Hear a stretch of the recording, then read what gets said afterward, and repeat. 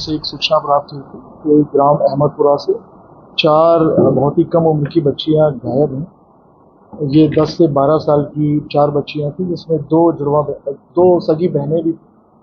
तो इस सूचना को पुलिस ने तत्काल बहुत ही गंभीरता से लिया। हमारी सारी टीमें लगी, इनफैक्ट डॉग स्क्वाड भी लगा इसमें और मल्टीपल टीम्स इसमें लग गई। सारे कैमरे देखे गए, उनके दोस्तों से भी बात की गई, बच्चियों के दोस्तों से बात की गई कि बच्चियां कहाँ गई। तो आज टीम ने अथक मेहनत करते हुए, दिन रात मेहनत करते हुए आज सुबह चारों बच्चियों को मथुरा से बरामद किया। चारों बच्चियों से जब पूछताछ की गई तो उन्होंने ये बताया कि डांट के डर से ये लोग दिल्ली गए थे। पहले दिल्ली इन्होंने यूट्यूब में देख रखा था कि सरोजनी नगर में कपड़े अच्छे मिलते हैं, तो कुछ पैसा लेके, बैग लेके घर से ये लोग गए थे। पहले इनका प्लान था, इरादा था कि सरोजनी नगर में शॉपिंग करनी, लेकिन शॉपिंग नहीं की। उसके बाद ये सीधे वृंदावन आ गए। इनमें से एक बच्ची पहले वृंदावन जा चुकी थी अपने परिचित के साथ।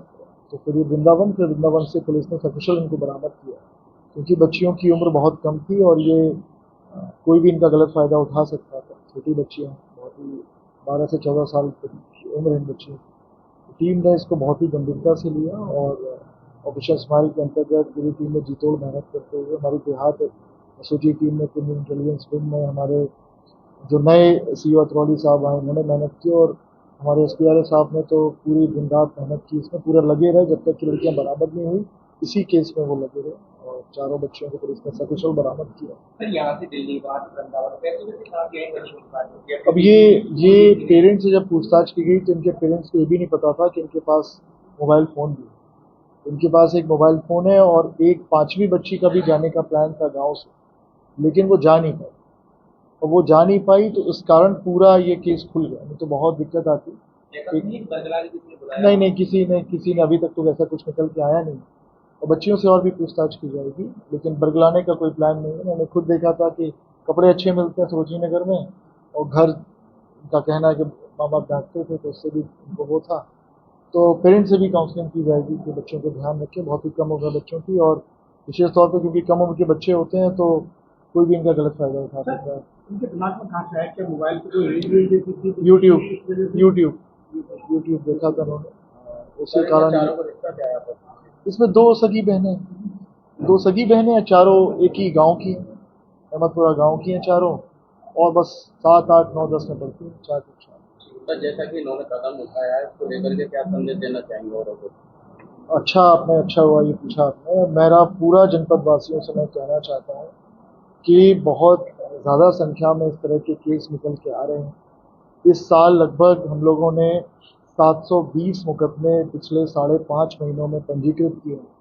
अधिकांश केस ऐसे ही हो रहे हैं, या तो फिर इलोपमेंट के केसेस हो रहे हैं, या फिर लड़के और लड़की दोनों की बात मैं कह रहा हूँ। इस केस में तो नाबालिग बच्चियां, लेकिन नाबालिग बच्चे भी किसी कारण से या तो डर के जा रहे हैं, या फिर झगड़ के जा रहे हैं, या सोशल मीडिया के कारण जा रहे हैं, और उसमें बहुत दिक्कत हो रही है, क्योंकि बच्चों का कोई भी गलत फ़ायदा उठा सकता है। मैं ये भी बताना चाहूँगा कि आपको पता होगा, अक्टूबर में हमारे जनपद अलीगढ़ में ही तैनात एक दरोगा की सब इंस्पेक्टर का एक लड़का भी चला गया। वो लड़का भी नाबालिग था और वो 6 महीने दिल्ली में रहा। उसका भी घर से टेंशन हो गया था, क्योंकि घर वालों ने उसको स्मार्टफोन देने से मना कर दिया था, और फिर अपने आप वो दिल्ली से आ गया। इस तरह के बहुत सारे केसेस हो रहे हैं। तो पेरेंट्स से ज़रूर मैं ये अनुरोध करूँगा कि ज़रा ध्यान दें बच्चों पे, क्योंकि इतनी भारी संख्या में अगर बच्चे जा रहे हैं तो जिम्मेदारी सबकी बनती है। तो आप सब सभी लोगों से भी अनुरोध है, मीडिया से भी अनुरोध है, अगर आपको ऐसा कोई भी केस आता है जिसमें पेरेंट्स पुलिस के पास नहीं आ रहे हैं, तो आप तत्काल पुलिस को अवगत कराएं, जिससे कि हम लोग उस पर लगें और रिकवरी हम लोग कराएं। क्योंकि नाबालिग बच्चे का कोई भी मिसयूज़ कर सकता है, उनका गलत फ़ायदा उठा सकता है, और उनके साथ किसी भी तरह की कोई गलत चीज़ नहीं होनी चाहिए। तो मैं यही आप सभी के माध्यम से जनपद वासियों से अनुरोध